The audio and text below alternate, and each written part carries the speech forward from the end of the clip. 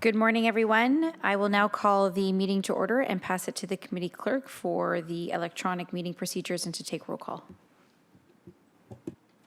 Good morning. I'm going to briefly review the protocols of electronic participation in this Government Relations Committee meeting. We continue to comply with provincial orders and public health orders and recommendations to support social distancing, as well as prohibiting public gatherings of more than 10 people.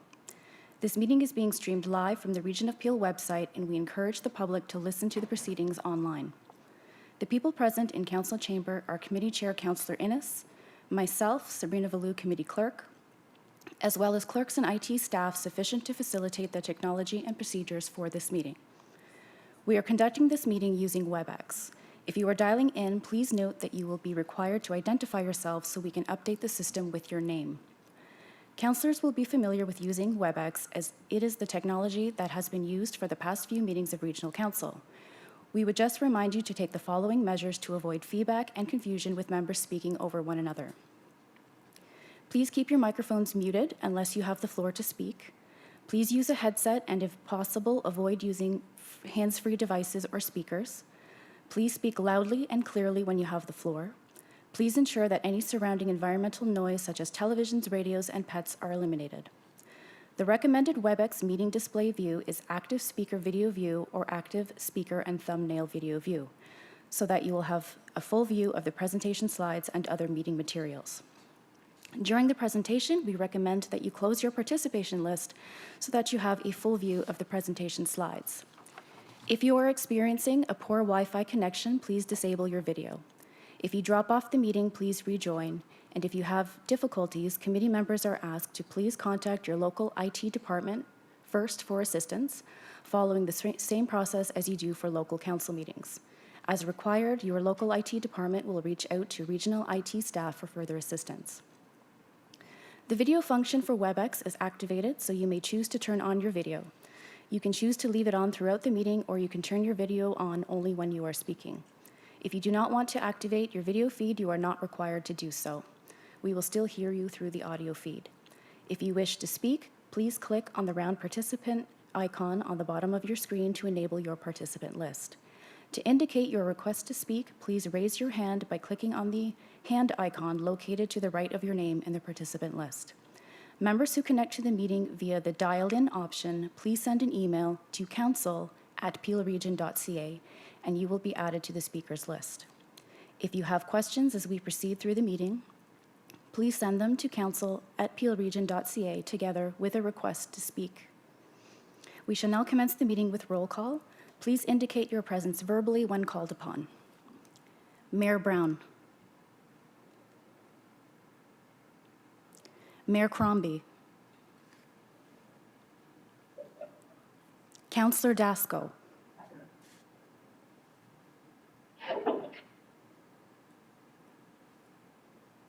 Councillor Dillon. Present. Councillor Downey. Present. Councillor Groves.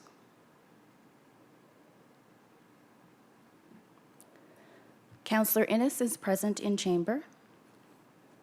Chair Ianika. Councillor Paleshi. Present. Councillor Raz. Present. Councillor Santos. I'm here. Mayor Thompson. Present. Councillor Vicente.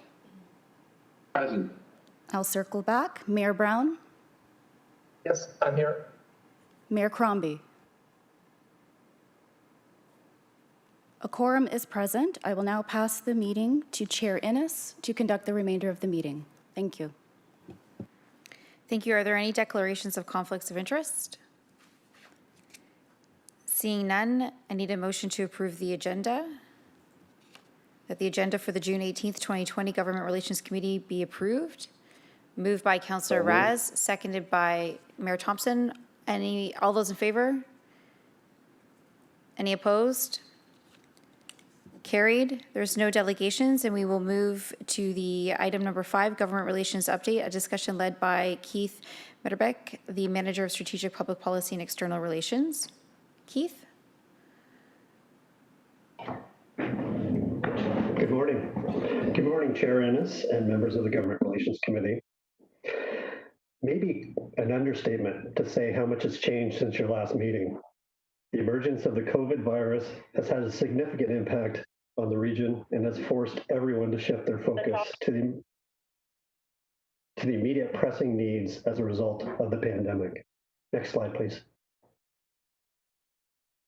Today, I'll provide an overview of the key advocacy efforts related to our COVID-19 response that have taken place since March.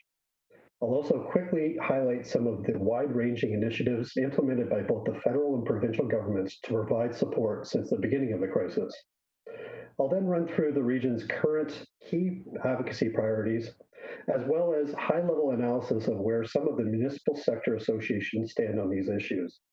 And finally, with the AMO conference moving to a new format, I'll spend a few minutes outlining the region's revised approach and priorities that we propose to advance during the virtual event.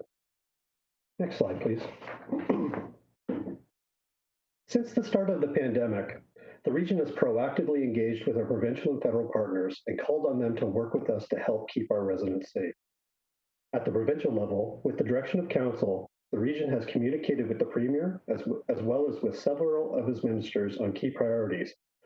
Specifically, this includes, on March 18th, the region sent a letter calling for the province to enable regional council to participate in meetings electronically to ensure business continuity. On March 23rd, a letter was sent asking the province to enhance the supply chains for personal protective equipment to reduce the risk of infection for our first responders and health service providers. And on May 5th, we sent a letter calling for the provincial government to implement and fund a program to provide premium pay to long-term care home workers for the duration of the pandemic. I'm pleased to note that progress has been made to address the needs that were identified in these cases, but there's, of course, much more to do. On May 28th, the region sent a letter highlighting the critical need for the province to work with the region to implement a coordinated approach to improve access to mental health services for Peel residents. This letter follows up on the mental health roundtable we held back in October and invites the minister to continue our dialogue to find ways to better serve our residents who are currently underserved, a fact that has come into even more focus during the pandemic.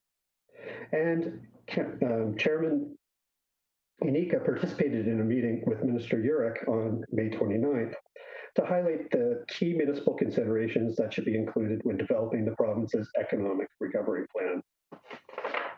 We will continue to engage with provincial decision makers to ensure that our needs are front and center as recovery efforts are developed and implemented. Next slide, please. At the federal level, the region has focused advocacy efforts on ensuring that the government quickly and efficiently implements infrastructure stimulus funding programs that will be needed to jumpstart economic recovery. Recognizing the critical role that Toronto Pearson International Airport has in supporting the movement of people and goods in Peel and beyond, a letter was sent on April 20th to call for additional short-term relief and a longer-term stimulus package for Canada's airports. As we emerge from the pandemic, transportation access will become increasingly important to and from Toronto Pearson. On May 8th, a letter was sent to the Prime Minister calling for timely and direct financial support to municipalities to address the immediate fiscal pressures and urge the acceleration of infrastructure funding. We understand that more information will be forthcoming regarding the federal government's COVID-19 focused stimulus funding really soon. And in addition, on May 27th, our CAO, Nancy Polsinelli, delegated on behalf of the region to the House of Commons Standing Committee on Health regarding the overall impacts of COVID-19 on Peel residents. The delegation was used as an opportunity to present how the region has collaborated with its municipal, health, and community partners to implement an integrated approach to help Peel's vulnerable residents during the pandemic. Key areas of focus included addressing the unique needs of the homeless, protecting long-term care residents and staff, and working with community partners to mitigate mental health crisis situations. The region also used this delegation to call on the federal government to work directly with municipalities to help protect the most vulnerable. Next slide, please.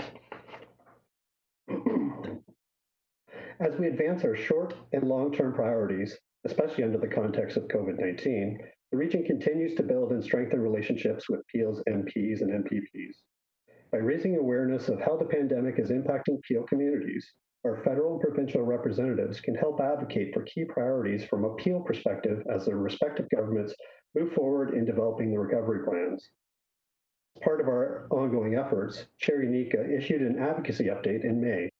This latest issue, which was included in today's package, focused mainly on the key priorities during the pandemic, including protecting our most vulnerable, with a focus on the needs of seniors, as well as additional housing and homelessness supports.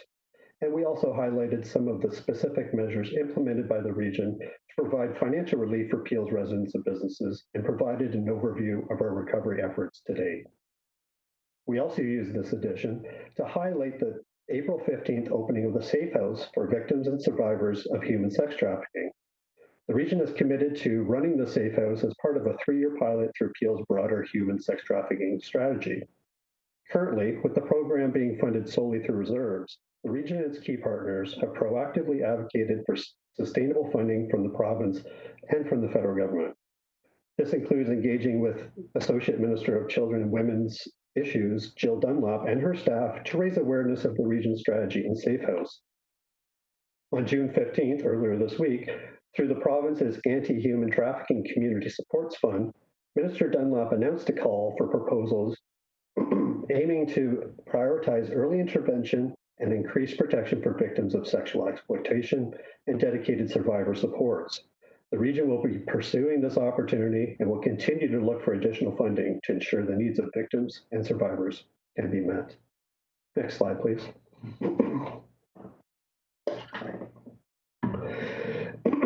It's not surprising, given the global impacts of the pandemic, that all levels of governments have shifted their focus to responding to COVID-19. At the federal level, the response has been focused on implementing measures to ensure that people can keep safe and healthy, while trying to ensure the economy remains stable and can reopen swiftly when the time is right.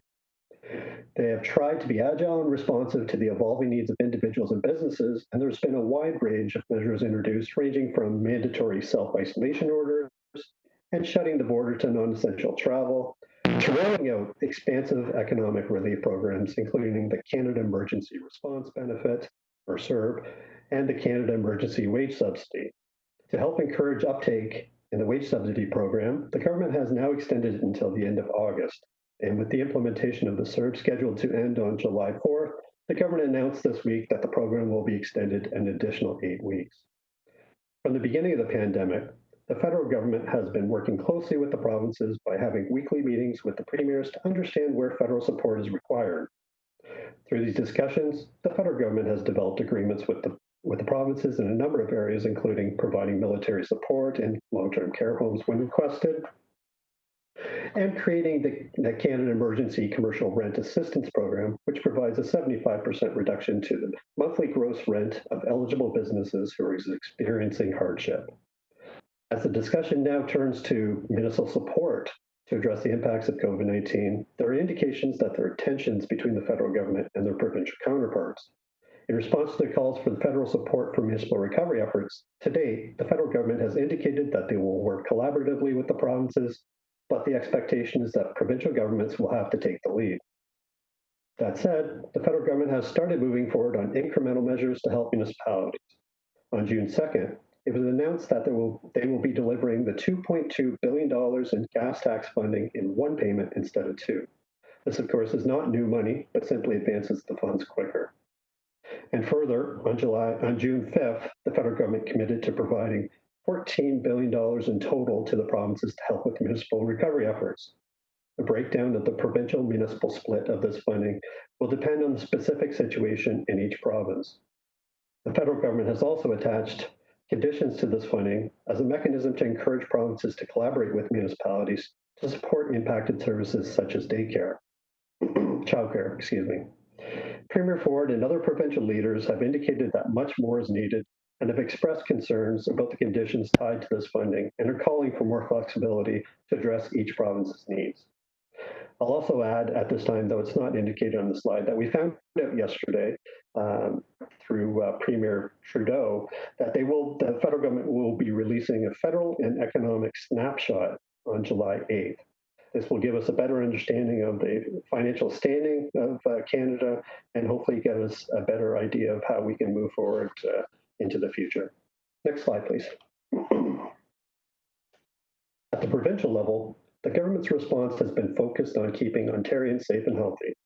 Throughout the course of the pandemic, the province has followed public health recommendations and instituted measures to help contain outbreaks and limit community transmission.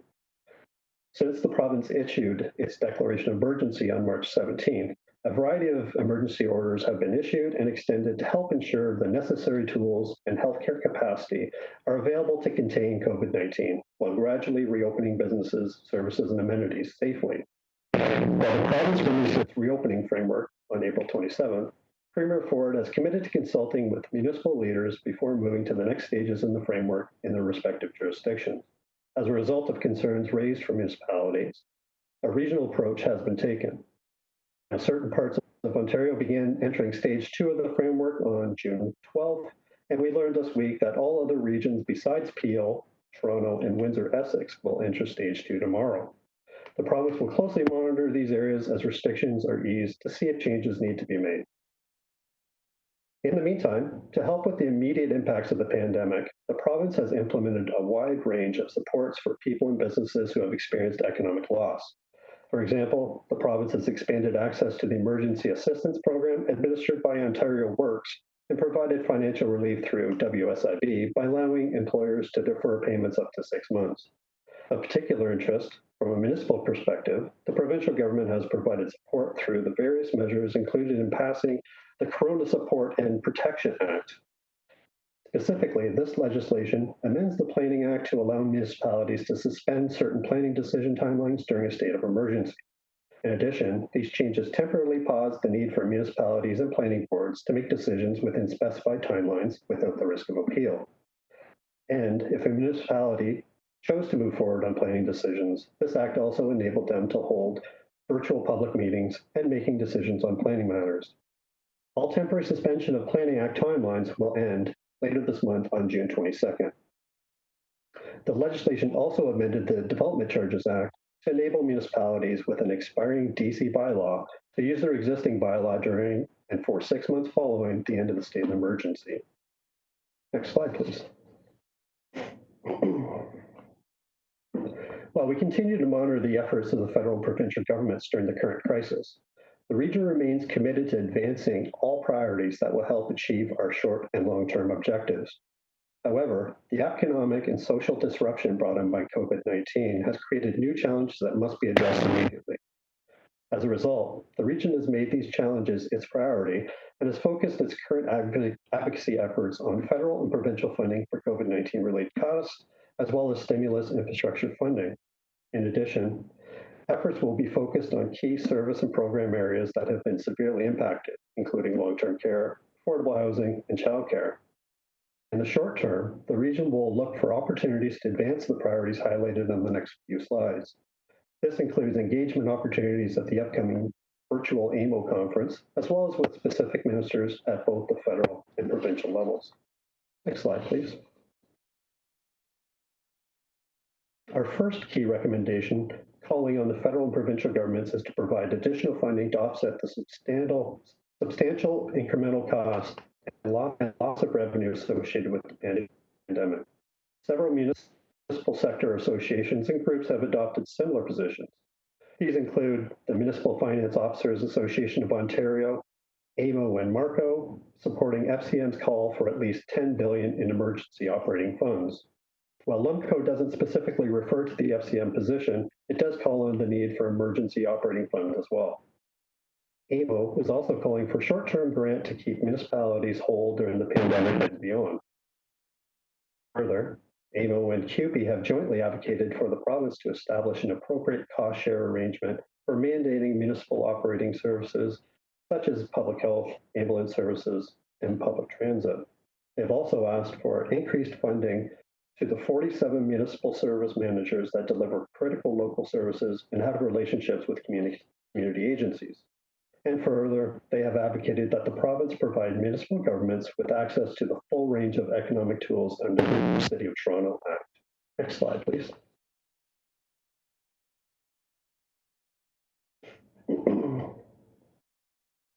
The second immediate priority we'll be focusing on is economic recovery efforts.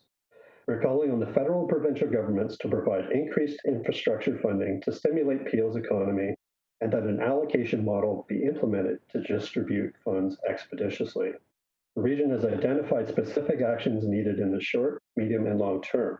In the short term, we're calling on the federal government to accelerate funding through the second phase of the Green Stream under the Investing in Canada Infrastructure Program. While we welcome cost share programs like this, looking forward, we're asking both upper levels of government to address existing systemic challenges faced by municipalities, which have been further highlighted by the current crisis. We're also calling for the province to undertake a review of provincial municipal responsibilities for planning, regulating, funding, and delivering services. Our goal through this exercise is to remove funding from income tax redistribution programs, such as affordable housing, employment supports, and homelessness, from the property tax. Looking ahead to the longer term, there's a need for all levels of government to have a broader conversation on how municipalities can share in Canada's and Ontario's economic growth and prosperity in a more fair and equitable manner. Through this conversation, the region will highlight that it's critical that municipalities have access to a range of progressive and diversified revenue tools. These tools must recognize the digital economy and the changing nature of employment, which may be even more pronounced in the post-COVID-19 economy. Similar to our position, several municipal sector partners are also advocating for infrastructure funding, as well as long-term sustainable fiscal tools for municipalities, including broad support for use of the federal gas tax as a vehicle through which to flow new funding. FCM and AMO have also raised the need for addressing long-term municipal fiscal sustainability, as COVID-19 has exposed the shortcomings of the current revenue tools and collection tools. AMO also calls for the acceleration of fund allocation under the ICIP, changing the transfer of funding from the completion of projects to their start. The Municipal Finance Officers Association is also advocating for a wider variety of supports, arguing one size does not fit all when it comes to differing situations of Canada's municipalities. Next slide, please. COVID-19 has also highlighted unfortunate conditions that exist within Ontario's long-term care sector. The region will continue to advocate for action and resources to enhance person-centered care and address known gaps in long-term care homes in Peel and across the province. In line with this, a motion was passed at the June 11th meeting of Regional Council in support of the province's commitment to complete an independent commission into Ontario's long-term care system to identify improvements that better protect residents and staff across the sector. While long-term care remains under provincial jurisdiction, the federal government has engaged with the provinces to discuss a collaborative approach to address challenges. As noted earlier, Nancy Polsinelli used her address to the Federal Standing Committee on Health to highlight opportunities for investment and policy direction on these key issues, such as staffing ratio and training, person-centered emotionally focused care, and other improvements to address concerns within the sector. Now, while it's not stated directly its support for an independent commission, AMO has, prior to COVID-19, called for a review of long-term care home model jointly with the sector to ensure there's adequate, stable, and predictable multi-year funding available on a go-forward basis. Next slide, please. COVID-19 has also magnified the challenges related to affordable housing in Peel. On June 25th, a report will be brought forward to Regional Council, which includes advocacy positions directed at both the federal and provincial governments. Positions call on both levels to enhance operational and capital funding to improve housing affordability outcomes. In addition, the region is calling for additional funding to mitigate the negative impacts of COVID-19 crisis on the homeless, those at risk of homelessness, and Peel's community housing sector. The final recommendation included in this report is calling for both levels of government to provide legislative and policy changes to increase local autonomy and improve housing affordability in our region. With regards to municipal sector partners, AMO maintains a long-standing general position for the need to invest additional funding into affordable housing. Next slide, please. During the course of the COVID-19 pandemic, childcare for essential and frontline workers was needed to ensure that residents and businesses could continue to have access to the essential services we all rely on. As we move forward and begin to reopen, the region will continue to advocate for provincial support to maintain a sustainable, safe, and affordable childcare system as a central part of Ontario's economic recovery efforts.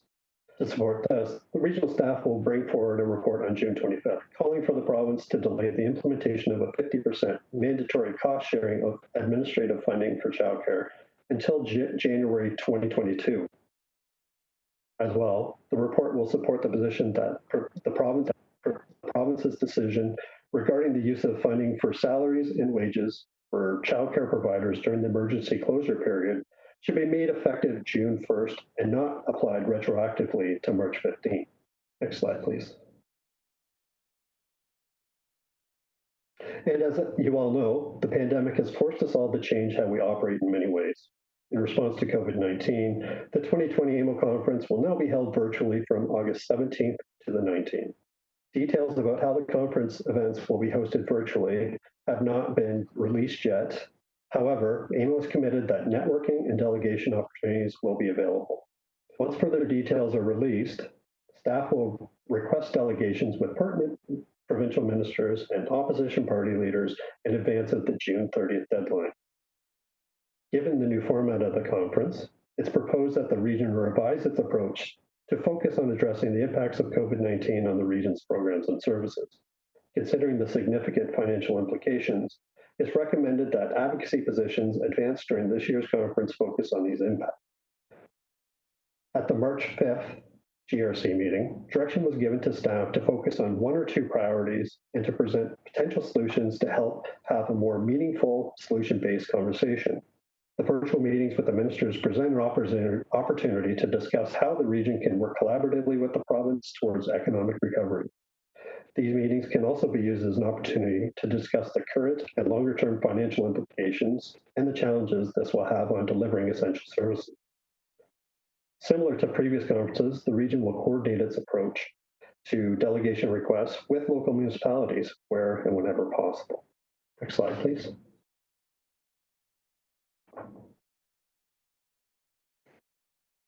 In terms of our priorities, it's proposed that the main messaging advanced at this year's conference focus predominantly on the two council-endorsed positions on the slide. First, that the province provide additional funding to offset the substantial incremental costs and loss of revenue associated with this COVID-19 pandemic. And also that the province provide increased infrastructure funding to stimulate Peel's economic recovery and then an allocation model be implemented to distribute the funds expeditiously. As mentioned earlier, the region's short-term advocacy efforts are focused on addressing the program and service areas that have been severely impacted. As there may be other opportunities to meet with several ministers at this year's conference, the region could highlight the specific service level impacts and potential solutions geared specifically to their portfolio. We expect that additional infrastructure funding will also be made available as part of national and provincial economic recovery efforts. The region can use the delegation meetings to demonstrate our needs and proactively provide input into the design and implementation of funding mechanisms. As the region's pandemic response continues to advance, the approach outlined above may need to be amended as conditions evolve. To help prepare for the virtual conference, staff recommends moving forward with the workshop originally planned for mid-July. This workshop would be used to confirm messaging and allow staff to incorporate additional inputs received from committee members into the briefing notes and other supporting materials that will be prepared. Next slide, please. And with that, I'd be happy to answer any questions that you might have.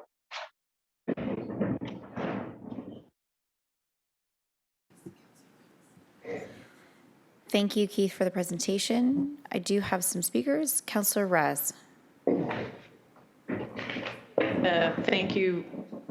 Thank you very much, Madam Chair. Can you hear me okay? Yes. Okay, I'm having some connectivity issues this morning, which is the first time in a long time. So thank you very much. Nice to hear your voice again, Keith.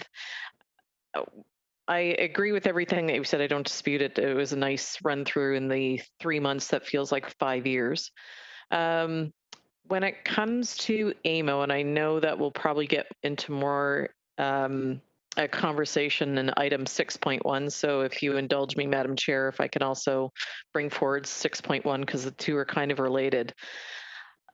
in the last few years, when we do have the meetings with AMO representatives, it's like speed dating. I think there is an opportunity in our ask of the ministers to have a longer time period with them if we're actually going to have meaningful conversations. And I'm just wondering, has AMO or the province been clear yet on the fact that we're going to have more than this short period of time? Because I know that there's going to be just a few ministers who are going to be more in demand than others. And also, do these meetings have to be with through AMO, and can we have meetings perhaps outside of the confines of that structure? Thank you, Councillor Raz. Keith? Thank you. And through the chair, there are very little details that are available with respect to how the virtual delegations are going to happen so far. We're still looking into that, but I agree. These short periods of time are not as effective as they could be. And I'll also agree that there's nothing precluding us from reaching out to specific ministers in advance of AMO to attempt to garner a meeting in advance of that. Recognizing that everyone's extremely busy at this time, and our ability to secure those meetings might depend on, of course, their availability. I would suggest that in addition to requesting those meetings, that we take advantage of the opportunity presented through AMO. I agree that it's maybe not the perfect solution, but it certainly does get our positions before the ministries. Okay.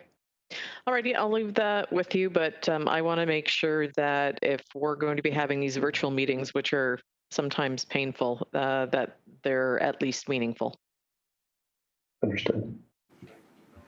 Thank you, Councillor Raz. Mayor Thompson?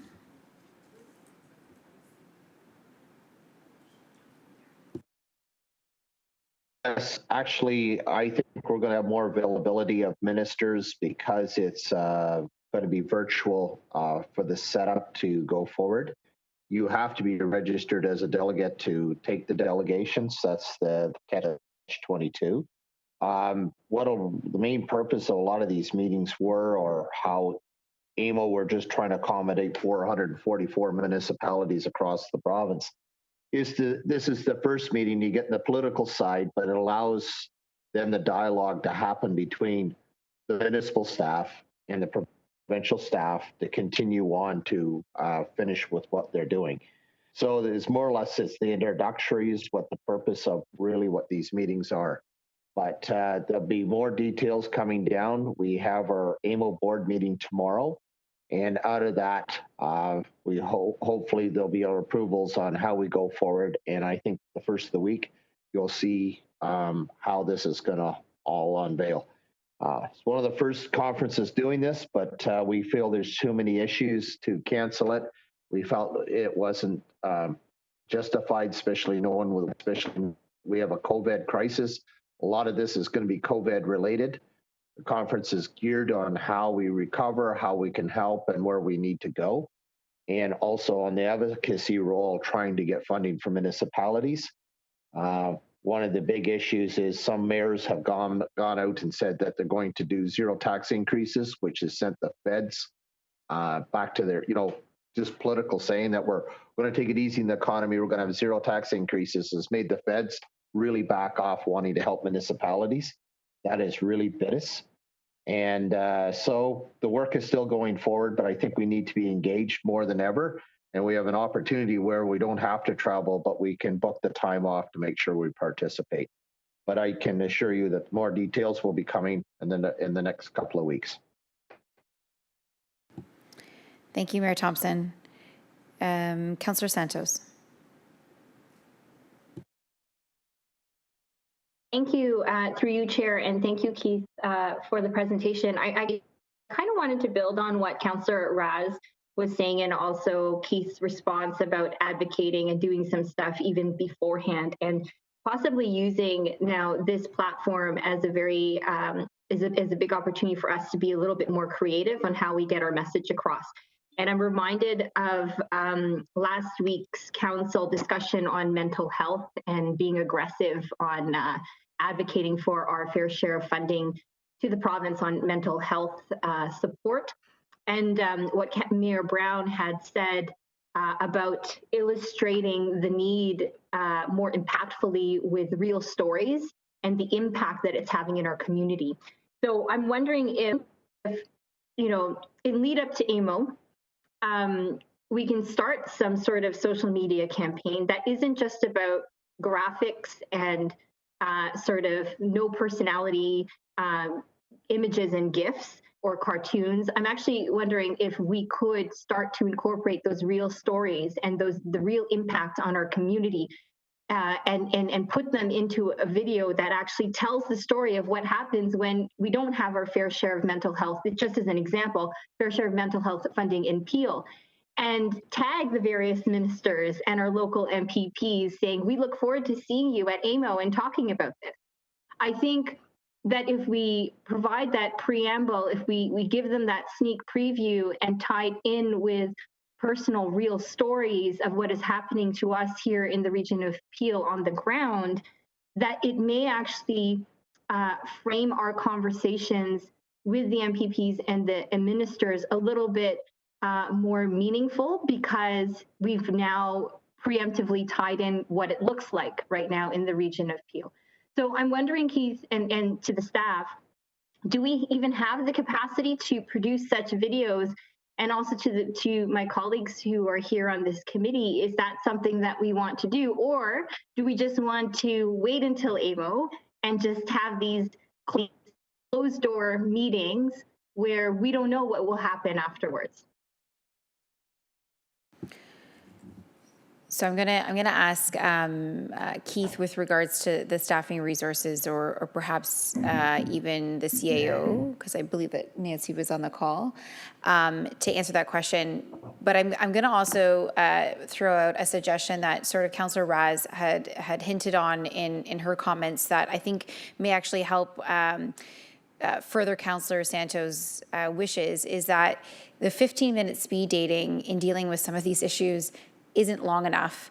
And I know Mayor Thompson can bring that back to the AMO board when they have those conversations, but I'm wondering if there is an opportunity for Peel to actually even get ahead of AMO and to advocate for some of these key positions and requesting meetings with the ministers even prior to AMO and starting a social media campaign of awareness. So just wondering from staff's perspective what the resources and availability would be.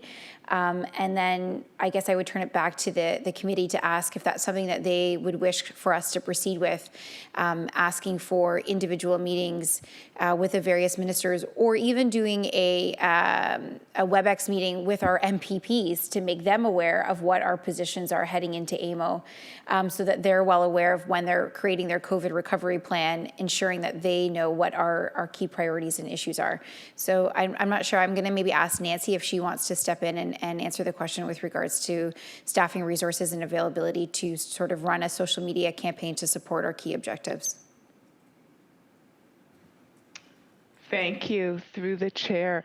I'm happy to take that back to staff. We can certainly work through our communications department in developing a social campaign that speaks to the stories of our community through our different programs, and just building that awareness leading up to AMO.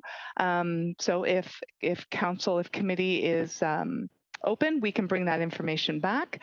And in regards to just something you had said, Councillor Chair Innes, about the MPPs and MPs, absolutely, we had meetings with MPPs some time ago that worked really well.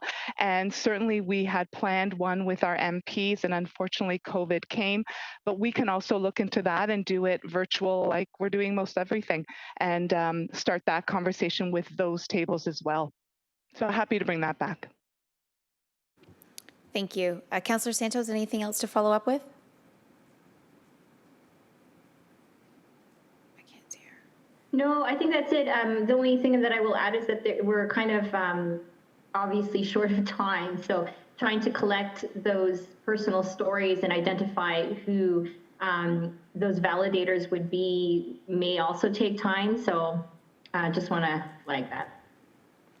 Thank you. Through the chair, just acknowledging Councillor Santos, you're absolutely right. We will, as I said, I am not the experts when it comes to building this social media campaign with to do this, but just leave it with me, and I'm going to work with comms. We'll see what we can do as quickly as possible, at least to start getting that message out. But I do appreciate time is of the essence, and we only have a couple of months. Thank you. Councillor Downey. Thank you. Through you, Chair. I echo the statements of my colleagues. I think that we can do better in terms of making those meetings really impactful.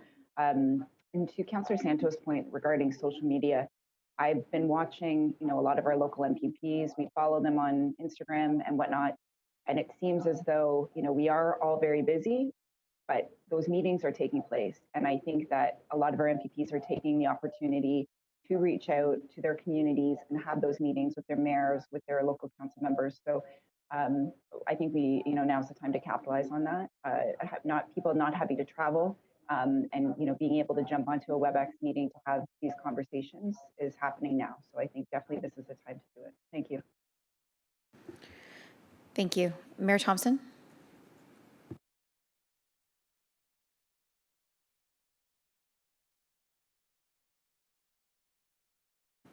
We can't hear you, Mayor Thompson. I think you're still muted.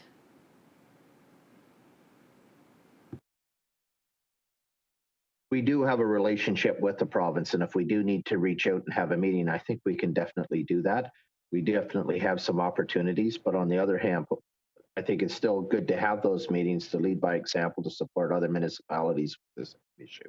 Telling the story is absolutely what really has the impact and gets the media attention on where you want to go.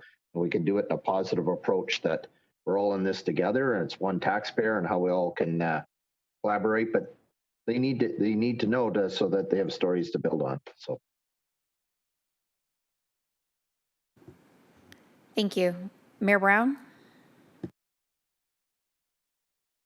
Thank you, Councillor Innes. What I was going to suggest is by the time we get to AMO, hopefully we've had some support from national and federal governments. We're working on it quite aggressively. Mayor Crombie and myself as part of LUMCO and also part of the Big City Mayors. But it wouldn't hurt collecting the data right now. I would like to know what our increased costs are with public health, with policing, with paramedics, with specific examples of the protective equipment we bought paramedics. I wanted the specific new costs associated with public health, and so if we're still in an advocacy position in AMO, then we can use these examples to say, don't tell us that we can't purchase this equipment to keep our frontline workers safe. Don't leave us abandoned. Don't leave them abandoned. And so data is power, and we need to have that data. I was talking to some ministers who had no idea that we still have a cut in public health. That I had some ministers telling me, oh, by the way, we stopped the public health cut last year. Some of them even thought they increased it. And then when I checked with the deficit from last year, that's even before the COVID-related cost. And so we need to be able to have as many facts to arm ourselves with as possible. So if we could have some help in the region to help develop that, I think that would be helpful leading up to AMO in the event that it isn't resolved by then. Thank you. And I think I'll ask Nancy to take that back and provide that information to all members of council and then help us form a greater advocacy role with our communications department. Are there any other questions or comments? I need a mover to receive the presentation. Moved by Mayor Thompson, seconded by Councillor Raz. All those in favor? Any objections? Seeing none, carried. 6.1, the 2020 Virtual Association of Municipalities Annual Conference. We've sort of already touched on that. Are there any other comments or questions with regards to the conference? Seeing none, I need a mover and a seconder for the approved approach of the outline for the report entitled 2020 Virtual Association of Municipalities of Ontario Annual Conference. Moved by Councillor Dasco, seconded by Mayor Crombie. All those in favor? Any opposed? Carried. 6.2, the update on the regional's advocacy priorities is here for information. Are there any questions or comments with regards to that advocacy? Seeing none, can I have a mover? Moved by Councillor Raz, seconded by Councillor Downey. All those in favor? Any opposed? Carried. 7.1 is communications, May 2020 MPP advocacy update. Need a mover for receipt. Moved by Mayor Thompson, seconded by Councillor Dasco. All those in favor? Any objections? Carried. 7.2 from Nancy Policini, Interim Chief Administrative Officer, providing a copy of the region's Peel COVID-19 response submission to the Standing Committee of Health. Are there any comments, questions, or concerns? Moved by Councillor Paleshi, seconded by Councillor Raz. All those in favor? Any objections? Carried. And then I'm going to ask... Chair Innes, I'm just wondering if we can move all of those Yes. pieces of correspondence together. So the last section, because they are all related, we will move them all together. 7.3, 7.4, 7.5, 7.6, 7.7, 7.8, 7.9, 7.10, and 7.11. Are there any questions, comments, or concerns with any of those items? Seeing none, moved by Councillor Raz, seconded by Councillor Downey. All those in favor? Any opposed? Carried. There are no in-camera matters and no any other business. The next meeting is Thursday, October the 15th. I am suggesting that we will actually have a meeting for those that will be attending the AMO conference prior to AMO, as we do every year. And if we are having meetings with the ministers outside of AMO, obviously the full board will be included, and we'll have a meeting prior to that as well. Are there any other questions, comments, or concerns? I need a mover for adjournment. Moved by Mayor Brown. All those in favor? Carried. Have a wonderful day, everyone.